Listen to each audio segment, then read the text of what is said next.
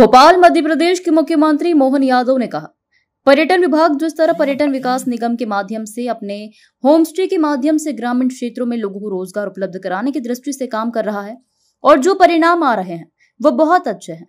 कल ही मुझे जानकारी मिली कि हमने पिछले वर्ष की तुलना में देश में अपने पर्यटन व्यवसाय में सबसे तेज प्रगति की है। मध्य प्रदेश में 10,000 से ज्यादा विदेशी मेहमान हमारे इंदौर में आए हैं। ग्वालियर, जबलपुर और इन सभी क्षेत्रों में बड़ी संख्या में पर्यटक आए हैं। हम करीब 105 गांव को जोड़कर होम स्टे बनाने की दिशा में आगे बढ़े हैं। इससे न केवल रोजगार बढ़ेगा बल्कि पर्यटक ग्रामीण परंपराओं से भी परिचित होंगे।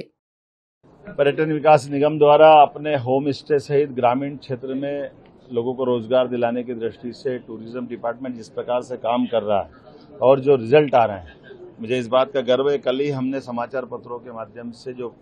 जानकारी आई और विभाग के माध्यम से भी जानकारी सरकारी स्तर पर आई, मैंने पूरी कैबिनेट सहित प्रदेशवासियों को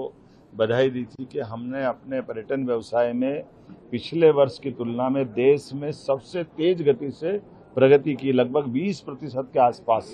हम अपने पर्यटन व्यवसाय को आगे बढ़ा के ले गए और उसमें भी खास बात हमारा वनांचल वाला फॉरेस्ट का ये जो हमने 2 टूरिज्म के खासकर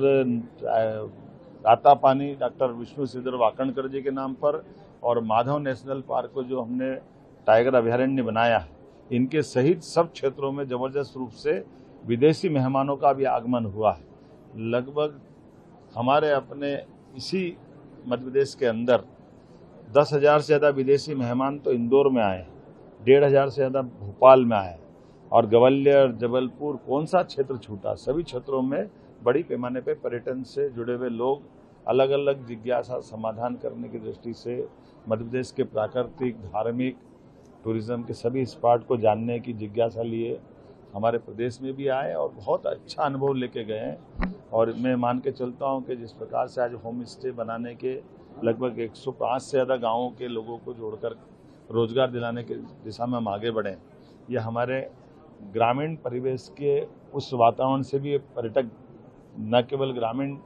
जल जीवन को